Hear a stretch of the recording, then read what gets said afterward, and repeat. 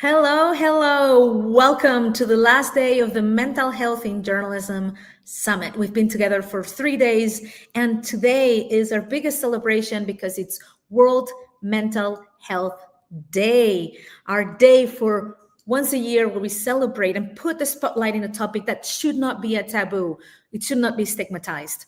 This year's theme of World Mental Health Day is access to services, mental health in catastrophes and emergencies. And we're going to put the focus into that in some of the sessions today at the Mental Health in Journalism Summit. We have some sessions, for example, about how to cover the climate emergency and how can we take care of our own mental health. And we also have a session about how to take care of ourselves when covering conflict, especially putting the focus in Gaza. It's been 2 years since the conflict started.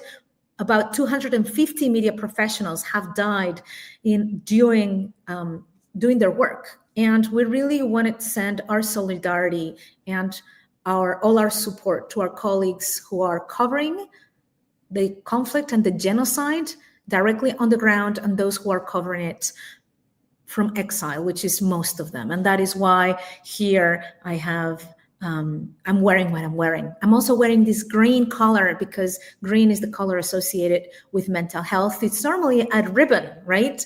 But, I decided to just wear it all along. So welcome to the Mental Health in Journalism Summit. If you don't know what this is, because you're just on YouTube and you're like, what? This just appeared on my screen and I decided to join. Well, it is a summit that happens annually. This is the second year, organized by the Self-Investigation and many partners, which I'll show you in a second. And this year's topic is resilience for uncertain times. If you want to know more, you're still in time to join us. We have sessions all throughout the day at the website that you're seeing on the screen, mhjournalismsummit.org. The Self-Investigation is a nonprofit based in the Netherlands that helps media professionals worldwide with their mental health, and also works directly with media companies that want to enforce their duty of care on the mental health of their employees. And this summit is made possible thanks to the generous contribution of the Fred Foundation, a Dutch nonprofit that puts humanity at the center and taking care of each other at the center, and supports many organizations doing social impact work. We would not be here with our other sponsors who are just on screen, including Triple, which is the co-working space where I'm joining you from Madrid. And we've been here broadcasting the whole 3 days for the rest of the world. And the rest of the world is with us. You can see all these outreach partners that have supported this summit, spreading the word all throughout the 4 continents or 5 continents or 6 continents, depends on how you count them. It depends on the culture, right? So all throughout the 6 continents. And we will have today in the next session, one of the partners that you're seeing there, the Solutions Journalism Network. We're very grateful for their support. And we're going to be talking about that, solutions journalism, constructive journalism. How can we take care of our mental health and an audience's mental health by doing more constructive work, more constructive content? We'll get to that in a second. But I wanted to really thank also the volunteers before we head out. People are at the core of everything we do. And without all these people that you're seeing there on the screen, we would not be able to have so many sessions, about 50 sessions throughout these 3 days, more than 160 speakers. Thank you to all for donating your time, knowledge, and wisdom to this summit. This is the Self-Investigations team working on Triple, and I wanted to show you especially these 2 people there, Paula and Mariam, who you don't see but are behind me and are the masterminds behind this summit. So thank you both as well. We want you to spread the word on social media. So please, MHJS25, the acronym of the Mental Health in Journalism Summit. And you can also tag the Self-Investigation in X and in LinkedIn. So feel free to do that so that we can really track. And if you're in another social media, also feel free to really tag us or mention the hashtag, and that way we'll be able to track what you're doing and amplify your voices through social media. mhjournalismsummit.org, all the information on the program. And I really wanted to introduce the next panel and the next information that we're going to be talking about. And we're going to be doing it in two stages, right? So here on screen, you're seeing what we're going to be talking about: beyond the crisis frame, constructive journalism across borders. And you see three speakers there. We're going to be talking first with Alexandra Wake, which is a professor and program manager in journalism at MIT University in Australia, in Melbourne, if I remember correctly. And then we'll get the other two speakers to have a conversation, a fireside chat about this topic. And I'm going to bring Alexandra on stage then. Hello, Alexandra. Hello, good evening from Melbourne, Australia. Good evening. I love Melbourne. I wish I could be there with you today, but at least we have the internet to connect Madrid and Melbourne at this moment. So, Alexandra, we wanted to bring you in because you've been studying for years the importance of mental health in journalism, and you've done several pieces of research that are key to the conversation we're going to be talking about today.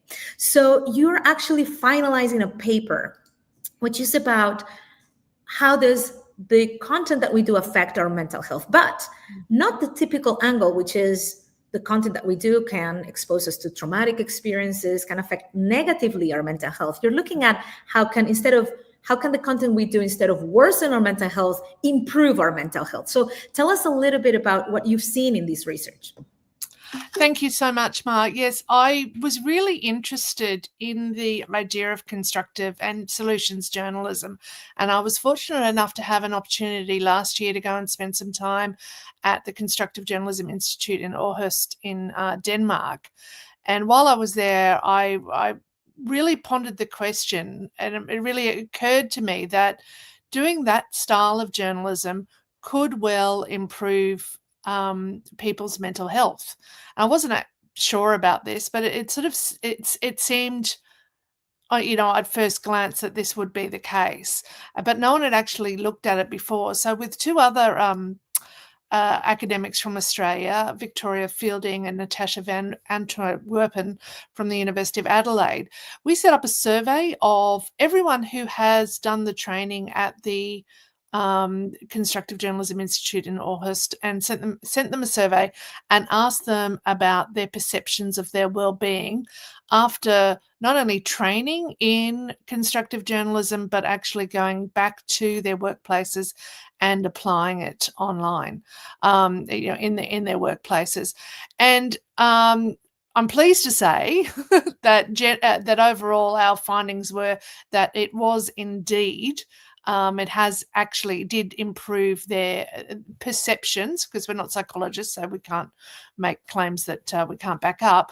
But they did report that they did feel better in their well-being from doing constructive journalism. And we thought that was a really important finding, because so many journalists all over the world are struggling with their mental health in the face of all sorts of struggles, from, the coming of AI, the lack of jobs, the actual kinds of stories that we have to cover, and the attacks that we get from people, online and in person, and particularly against anyone who is, I don't want to say different, but, anyone who presents as, you say, a person of color or a woman. There's all these people who are attacked, and quite viciously, online. So could constructive journalism actually make a change, make a difference? And absolutely, yes, it did. However, just a couple of caveats to that. So we sent out the survey to over 90 people. We got about 33 back, which was a fairly good response rate. And they mostly said that it was good for their well-being, except, and the one caveat was, if they returned to a newsroom where the newsroom was not supportive of constructive journalism and they weren't allowed to implement what they had been taught, then they actually didn't receive any benefit of having done it.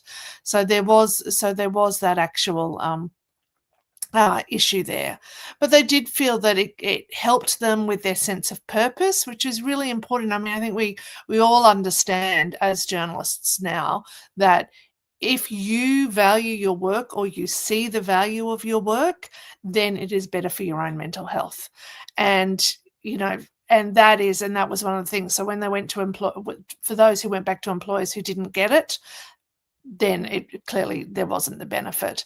I was surprised also by the number of people who decided to change jobs after doing the training, which I hadn't actually anticipated. I presumed that most of them would just go back to their old jobs, particularly when, they'd been given a serious period of leave to go and to do the training. But no, actually quite a few of them decided at that point that they were going to go and try to do something different, but they wanted to do something different that was more constructive, that was more about working with communities and telling stories in a way that was less about, the bleeding and the sensational stuff, and more about solutions and working with communities on particular issues.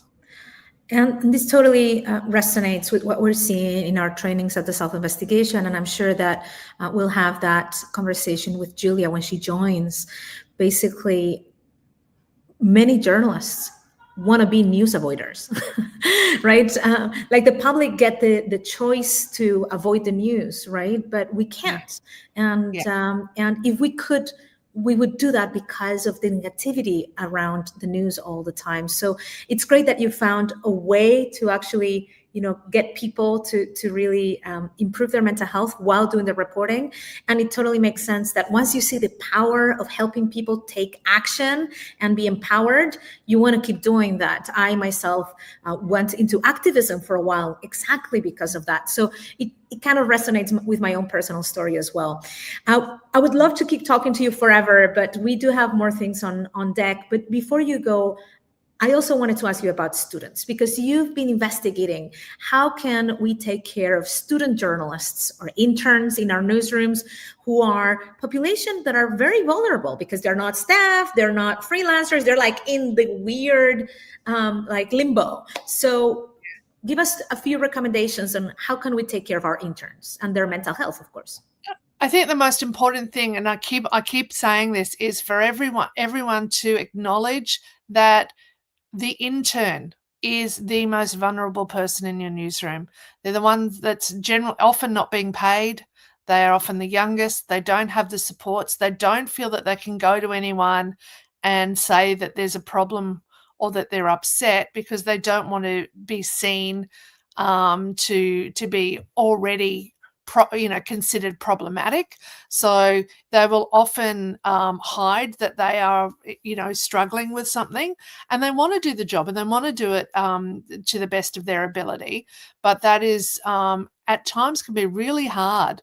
And I did a study about a way of supporting students through listening circles, which is basically encouraging young people while they're at university, and then later when they go into the workplace, to find a peer support group, find peers that they can actually talk to across media outlets. In the same way medical professionals do that. If you ever know anything about doctors and nurses or social workers, they automatically use peer support. They talk to each other about the issues, and they admit when they've made mistakes, and they talk about how things could be done better. And I think that encouraging young people to find safe spaces and safe colleagues to talk to is really, really important. So that's my number one thing with the interns, but also pushing that line that what we do as journalists is really valuable. And I think we forget often in the sort of busyness of newsrooms and, and busyness of life, we forget to stop and say, hey, you had to do a terrible story today, but I want to remind you how important that was. You may not realize just how important it was, not for the community to hear that. And, here in Australia, we're about to head into another big fire season. And I know the last big fire season we had a couple of years back, in those communities where the media were, they got, all sorts of attacks and abuse, which we unfortunately are getting used to. But for those communities where the media didn't go, they were all saying, where are you? Why aren't you here? So you can't, it's kind of like you can't win, like if you turn up, you're in trouble. If you don't turn up, you're in trouble. So that's right. It's really important with those young ones that the older stuff, or the more experienced stuff, spend a bit of time saying, this is why we're sending you into that situation. The community may not realize it yet, but they do need you to be there. They need you to be that witness. They need you to be telling that story. And right now, they might be feeling, upset about it, but it is important. And I think that's one thing we just forget to do with young people. As I say, because we're all just too busy and everyone's trying to do everything. So that, and also just my final point for students, and I try really hard to show this as a person, but taking a break from work before you break. So it's like you don't let your car completely run out of petrol and then take a break. That's not the point. What you need to do is take the break long before you're out of fuel, and to really and model that to each other. Don't be a martyr in front of young people. Tell young people and show young people through your actions to take those breaks, because they, you forget how much of a role model you are. You might have only been out in a newsroom for a couple of years, but the young intern or the new recruit is looking at you. So, practice what we preach. Thank you. Thank you so much, Alexandra, for this wonderful set of tips on these two fronts on how can we take care of our mental health with the stories we cover, and also how do we take care of the youngest ones in the professions that are really, many of them quitting because they just don't want to be a journalist anymore. So take a break before you break. I like that. And I think we can all apply that to ourselves. We'll let you go and have a good night over there in Australia. Celebrate the Friday night. Thank you so much, Alexandra. Enjoy the day. Bye. Thank you. Bye-bye. Okay, so I told you that this session had a two-part. We just went over part one, and then we have part two here, where we're going to be having a conversation with Julia Hotz from the Solutions Journalism Network, and if possible, with Sandra Sami joining us from, I'm not sure if Qatar or Tunisia, because she's traveling, but we're having technical difficulties with her. So I'm actually going to bring Julia on board here to say hello. Julia, you're muted, but hello, how are you? Hello, good morning, good afternoon, good evening, wherever you are. How are you? Yes, well, Julia has done us the tremendous effort, double effort. First, we were going to have David Bornstein, the co-founder of the Solutions Journalism Network, to join us today, but he's sick, and he really wanted the organization to participate in the summit. So he sent Julia last minute. So thank you for joining. And then she normally is in Europe, but now she's in New York City. So she woke up to be ready at 5 a.m. So thank you, Julia, for the double effort. Thank you so much, Mar. It's so great to be here. And just last week, I was meeting with so many journalists from all around the world at different journalism conferences. So I love what Dr. Wake shared and what you're up to, and just really the global network that's building around this. And we're going to talk about networks, because you have one of the most powerful journalism networks right now around the world. Tell us a little bit first about what you do within the Solutions Journalism Network, and what is the Solutions Journalism Network? Sure. Well, I can say that, I was a quote unquote young person when I joined Solutions Journalism Network. It was my first job. I got an internship there. And I knew that for me and for people in my generation, Solutions Journalism Network, which is a nonprofit organization that's training, supporting journalists in newsrooms to do constructive reporting, to report on what's working, I knew that message really resonated with me, even though I had no journalism background.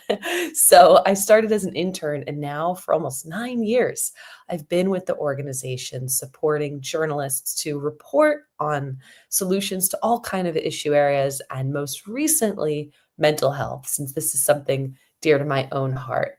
And I'm happy to have colleagues and a network that's now spanning the the whole globe, from Korea to Brazil to Nigeria. And even though I'm based in the US and the organization started in the US, we now really have seen this has become a global movement. Totally. And you are training many journalists around the world to get certifications, to be trainers on your methodology. We're also seeing people in Europe creating other institutes more focused on constructive journalism. So let us understand what's the difference between solutions journalism, constructive journalism. Is it the same? Just to get the terminology right. Yeah, it's a great question. Because, I was with the Constructive Journalism Institute last week just talking about this. So we like to say constructive journalism, if you think about it, is the big circle. And we could think of constructive journalism about being reporting that's helpful, not harmful. Reporting that, yes, can talk about solutions, but also can talk about how communities are bridging divides, can also be sort of like service journalism and give actionable tips to listeners. I think all solutions journalism is constructive journalism. Solutions journalism you can think of as being in the smaller circle. And the reason for that is we have a pretty specific definition around what we and our trainers consider solutions journalism. And it has 4 ingredients, every solution story. It's covering a response to a problem. It's including evidence that that response works. It has insights that can help others respond. And it also includes limitations of where that response fell short. So in other words, all solutions journalism is constructive journalism, though not all constructive journalism is solutions journalism. Right. And this is fascinating. And thank you for explaining and clarifying. I guess the bottom line is you've seen through many years of work and research by you and other academics, like we saw Professor Wake, to actually speak about how this has an effect on the audiences. So it brings in more people to trust and want to read the news. It also helps the audience with their own mental health, right? Because again, people avoid the news. One of the reasons is because we speak about too many negative things and it affects their mental health. And then we've also discussed earlier that it improves the mental health of journalists. So all in all, I think it's a great way to actually, to do journalism, to incorporate that in the newsrooms. And we were talking in Spanish as well. There's a return on investment. I mean, people click on these stories as well. Definitely. Oh gosh, so much to pick up on there. You're absolutely right that, first of all, we're seeing that audiences want this. Our friends at the Reuters Institute in Oxford, they do this great survey every couple of years about news behavior. And they found, something in my eye. They find consistently that number one, more and more people are avoiding the news. And the number one reason why, as you say, Mar, is that it's too negative. Now, we want to be clear and say solutions journalism doesn't advocate for not having any negative news, for having all, positive puppies and sunshine news. That's not what it's about. But it is about covering what is actually working to solve those entrenched problems as a way to hold power to account. In other words, I like to say solutions journalism does educate you on the problem.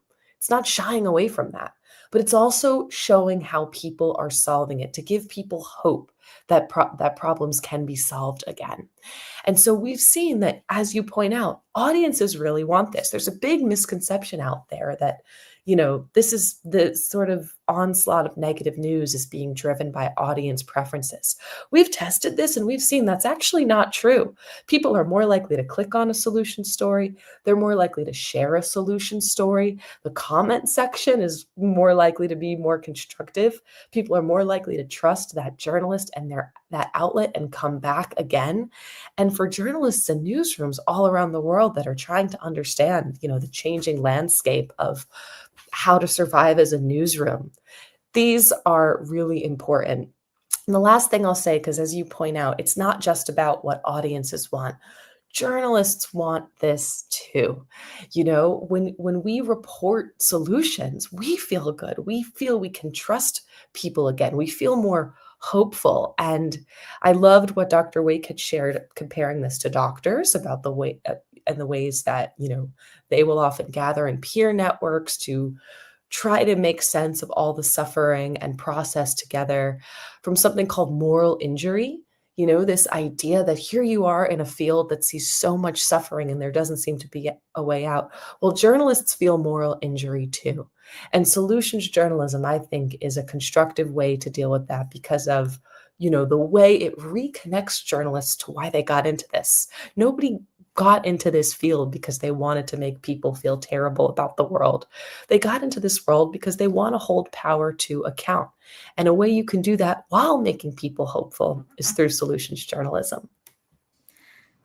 Amazing. And speaking of solutions, Julia, technical solution has come our way, and I think we have Sandra. We're going to bring her on stage. Hi, Sandra.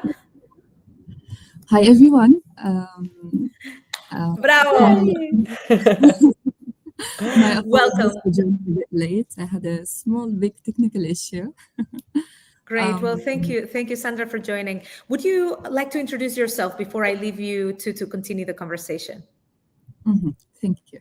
I'm Sandra Sami. I'm a journalist and a media trainer, and I've been researching constructive journalism, especially how this approach can be adapted and developed in the Arab world. It's something I'm really passionate about. Finding ways for journalism to be both meaningful and supportive for those who practice it and for the audiences. That's why I'm especially excited about this discussion and about Julia's work and her book, The Connection Cure, which brings together journalism, mental health, and the importance of a human connection in this fast-paced digital era. Thank you, Sandra. Where are you joining us from today? I'm joining you from Qatar. Great. This shows the globality. Thank you for sharing the globality of our speakers. And it's great that we're connecting all these three countries, Spain, the US, and Qatar today. I'll let you two continue the conversation and take it from there.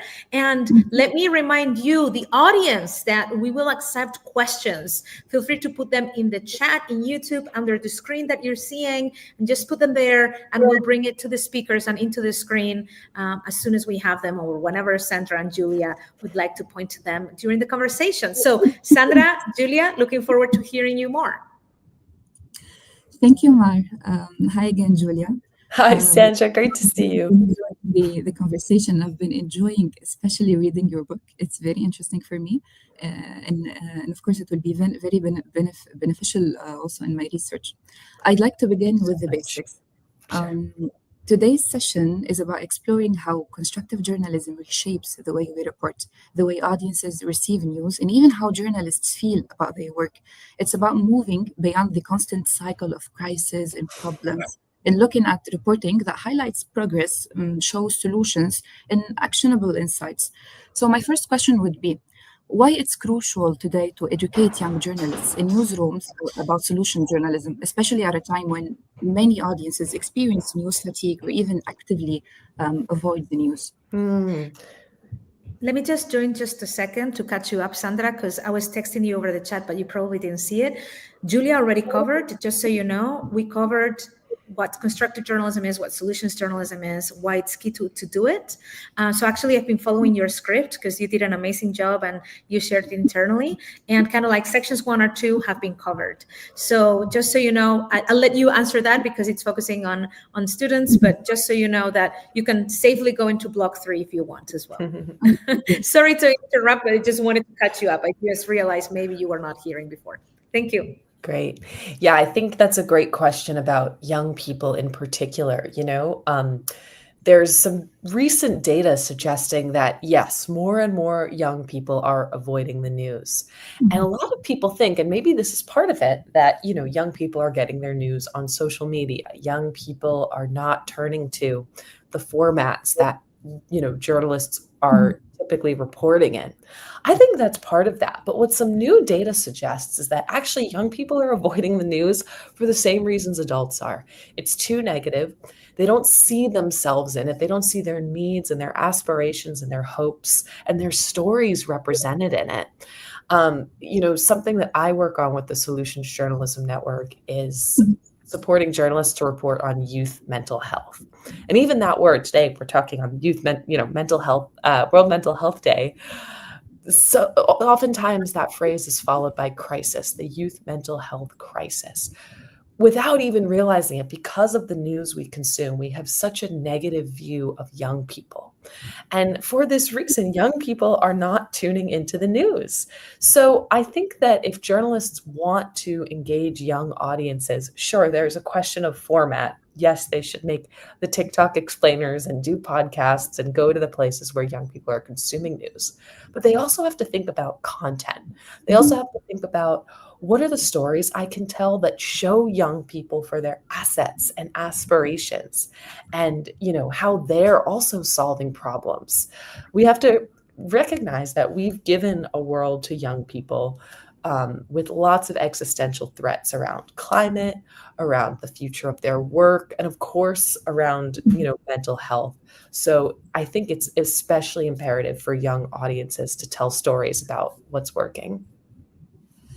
Perfect. And we want to learn more about how the practical programs, such as the fellowships that you do with the Solutions Journalism Network, can give practical insights or can educate or train young professionals and to introduce them to the constructive journalism approach.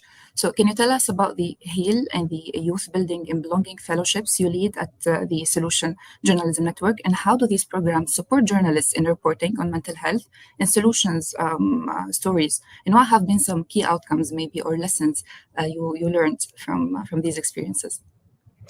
Sure. So, yeah, the HEAL Fellowship and the Youth Building Belonging Fellowships, we launched them directly in response to the things I just shared. The way that we need to show young people for their assets, aspirations, and what's actually working to address what they see as some of their biggest problems. Our HEAL Fellowship, we've now launched applications for our third cycle, and it's a call for 10 journalists around the United States to report on what is working to respond to some of the biggest mental health problems we see around anxiety, depression, intergenerational trauma, PTSD.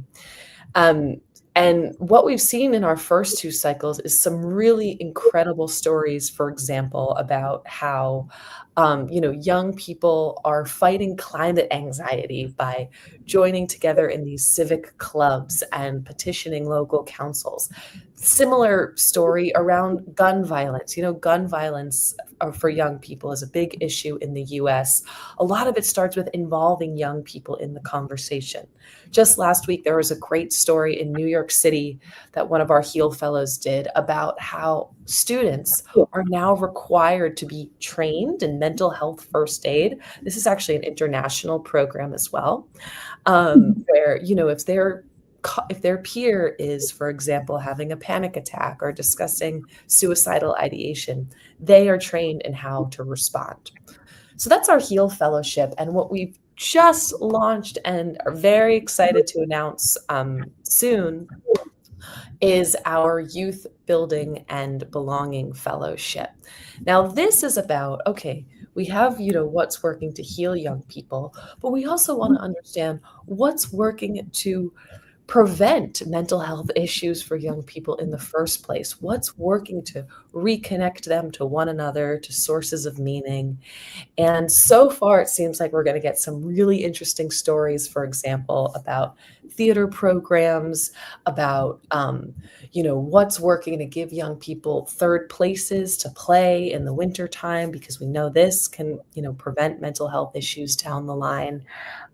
What's working to support young journalists at a time when press freedom is being infringed on, to still tell their stories. So we do these two things because we want to understand that youth mental health, it's not just about treating the harm. It's also about building the good, building what we know works and can prevent mental health and other issues down the line. So those are the two programs I oversee, but I'll just say in the spirit of our global network that, as Mara mentioned, we have trainers from all around the world that are accredited in spreading solutions journalism. And we see that they are, teaching at universities, they're leading online webinars, they're really, really spreading this concept all around the world in hopes that, they too can go on to train journalists who contribute their solutions reporting to this issue.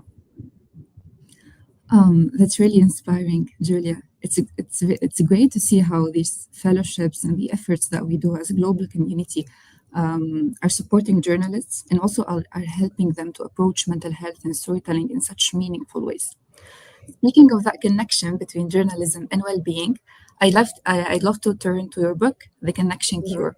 It explores the power of human connection and how social interaction can actually improve mental health, which feels very tied to the ideas behind constructive journalism. In The Connection Cure, you introduce the concept of social prescribing. Could you share a bit more about what you mean by this idea and why it's so important in our busy, constantly connecting world, where are often we juggle information, digital communication, and personal connections everywhere with everyone? Absolutely. I'm I'm just realizing that the title of this session is Beyond the Crisis Frame. And I think that's both an appropriate way to describe solutions journalism, and it's an appropriate way to describe social prescribing, which is something my book talks about. So my book starts by recognizing that our mental health, according to, the statistics and the stories we hear, has been in decline. Older people, younger people, all around the globe, particularly within the pandemic, we saw big declines. But within that, there has been this incredible movement to rebuild people's mental health. Oh, there it is. And reconnect people to sources of health in their community through a practice called social prescribing. And this is where a doctor or a therapist or some kind of health professional will actually write you a script to, for example, take an art class or take a cooking workshop or do cycling lessons. And the idea here, this is the big frame flip that I think is relevant to both solutions journalism and the world of mental health, is flipping from focusing on what's the matter with a person, what are their symptoms, how can I treat those symptoms, to what matters to them, what gives them a source of joy and meaning and pride. And so the book goes around the world really to talk about how people have healed from their mental health, conditions by being reconnected to what matters to them and to other people. So, a young woman in Australia who was prescribed a creativity workshop and had been, dealing with intergenerational trauma, and realizes that she can turn to art and she can turn to her community when she wants to express her emotions. So, I'll let folks check out the book on their own, but I do think it's appropriate to bring up in this session because we find that our stories are what becomes us. And once we tell stories about what matters to communities, we actually build, the will to build that kind of world. And just as I think in social prescribing, doctors and nurses and therapists and community workers are asking what matters to a patient, I think it's incumbent on journalists to ask their community, what matters to you? And how can the stories I tell respond to that? On a personal note, what is the main message or lesson you hope readers take away with it? And I've read already the first pages from your book, and I'm truly inspired by it. So, what do you believe is the most relevant message or lesson that you have to that you want to pass to your audiences through reading your book? Good question. I would say that, I think that it would be a similar lesson for journalists that, when we're reconnected to what matters to us, when we begin to feel hopeful again, when we begin to trust our neighbors again, everything else improves too. And so, I think for the connection cure, a lot of it was recognizing that the same sort of remedies that have been around for thousands of years, human connection to nature, connection to art, connection to a sense of purpose, service, I call it in the book. All of these things have been deployed for thousands and thousands of years from, near where you are, Razi's from the Middle East. He was this philosopher who literally 2,500 years ago was talking about music therapy. We have Buddha talking about how important it is to live in harmony with our environment.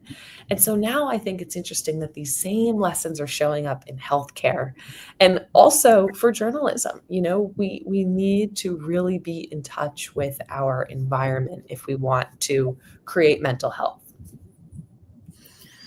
And as we conclude, we want our audience to leave this session with a clear understanding of why constructive journalism really matters and its potential to transform both reporting and the newsroom culture. So, Julia, looking ahead, how do you see solutions journalism evolving in the coming years? What opportunities maybe do you think exist for journalists to expand this approach more, to reach new audiences or to leave greater impact on their societies? Absolutely. Well, I think that, you know, it's telling everything that Mars sort of framed this conversation with. Audiences want this, journalists want this. And thanks to our global network, I should mention that one of our crowning features at the Solutions Journalism Network is a database we have of it's almost 20,000 stories from all around the world about what's working. Clearly, this is happening, whether, you know, Solutions Journalism Network wills it into existence a lot. And thanks to our global network of trainers, we're able to see it happen and spread in a more organic way. And so I think, and I'm speaking now as a freelance journalist as well, that we're going to see people really calling for more solutions journalism because of how audiences respond to it, because of how journalists respond to it. And I think thanks to our global network, it's already starting to go from this thing that's nice to have, you know, maybe you do a couple stories a year, to a regular part of reporting. So that's my hope. Thank you, Julia. We really want to continue this conversation in a deeper level. Thank you so much for sharing your insights, your experiences, your practical advice with us today, from understanding the core of solutions journalism to exploring its impact on journalists' well-being and looking at its future and innovations. Your perspective has given us a lot to think and take back to our newsrooms. For everyone watching, I hope this conversation inspires you to explore how constructive journalism or solution-oriented reporting can be applied also in your own work to support your mental health and to please your audiences. I now hand the floor back to Mark. Thank you. Thank you so much, Sandra. Thank you so much, Julia. We didn't have questions in the chat. We are encouraging you to send your questions if you have any. Couple of minutes left for this session, but if you have one, now is the time. And if not, I'm going to ask my question to both of you, which is, you know, especially, I really, Julia, we've been hearing from you and it's been so insightful. I just bought the book actually while I was listening to you. So it's sold in Spain. And we've been talking a lot in this conference about the power of community and connection and human connection and how that's core also for happiness, right? When they've explored and investigated and done research on why do people live longer, human connection and community are one of the core aspects, right? So thank you for writing that book and spreading the message across the globe through your work at the Solutions Journalism Network. And Sandra, you've done an amazing work as interviewer. I wanted to ask you and put you on the spot because you do solutions journalism. You evidently look quite young as well. So tell us a little bit about why you decided to do this type of work and what moved you. We've talked a lot about purpose, being of service. Is that what moved you? I was really interested in constructive journalism as an approach, theoretically. And then I tried to see, is it a practical approach that we really can adapt in our newsrooms today in different regions? So I started to explore this in Europe. And then I was part of Media Connect. Media Connect, it was an initiative from the EU Neighbor South, which was, the DNA of it was constructive journalism. So I was introduced to this approach through them. And then in the next steps, I was a trainer in it. And I tried to learn more at each step, what is constructive journalism and how it can impact journalists in the audiences in the real world practice. I started to produce reports. I started to give trainings on constructive journalism, and I saw the impact on how this new approach can really change the media industry that we were living today. So yeah, I'm trying to now research more and how can we adapt this approach to the Arab region, and I will share with you my findings. Amazing. And any initial findings on the specificities of the Arab region for this type of work? The Arab region is very complicated when we talk about media and journalism here, because we face a lot of problems. We have a lot of wars happening, unfortunately. Trying to shift the narrative from the negative perspective to the positive or solution perspective, it takes a lot. It takes to shift the mindset of the journalists, which trainings, I believe that trainings will help a lot in this. So through the summits, through the global discussions, and through the collective work that we do as networks globally, I think that at some point we can change that. We can change the mindset first, and then we can change the narrative in the media region. It's not easy, but it's possible. Well, thank you, Sandra. Good luck with that work and spreading constructive and solutions journalism in the Arab region. And once again, Julia, thank you for all the wisdom that you shared with us.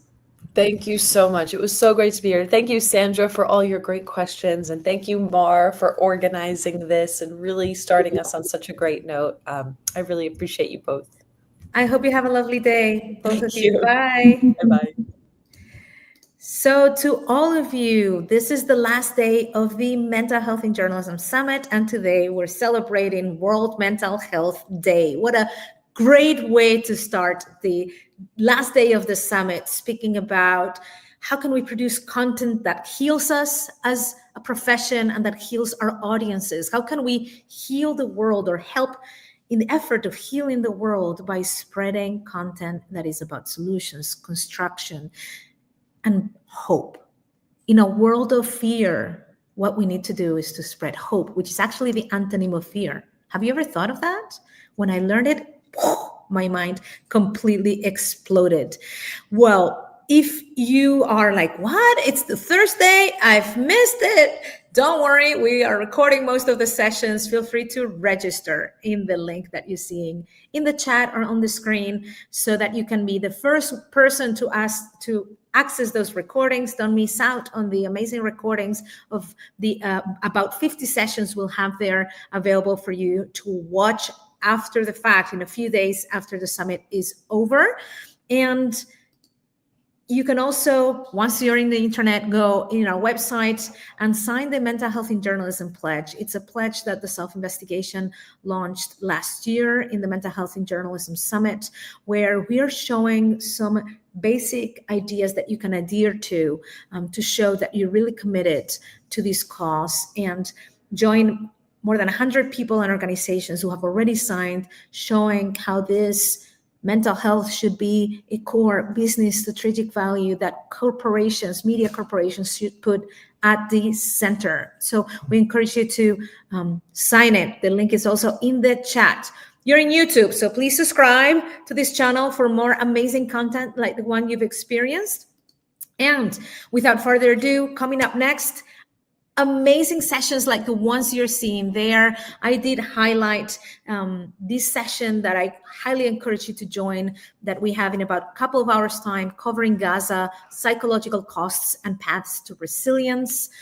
I want to express once again our complete solidarity with our colleagues covering the Gaza war and genocide that is happening right now. Is still 2 years into this conflict, and we're going to be talking about how can we as a community support our colleagues who are there on the ground and also those who are on exile. So feel free to join that session and all the others in World Mental Health Day. And we will be continuing the whole day with a lot of amazing sessions. So make sure to check out the program in the link that you see there on the chat as well, if you're already registered. Thank you very much. Little face here on the screen, to just take a moment to breathe, to have a little break before we continue. Take a break before you break was one of our speakers' messages, and I'm going to end with that. See you in the next session. Bye.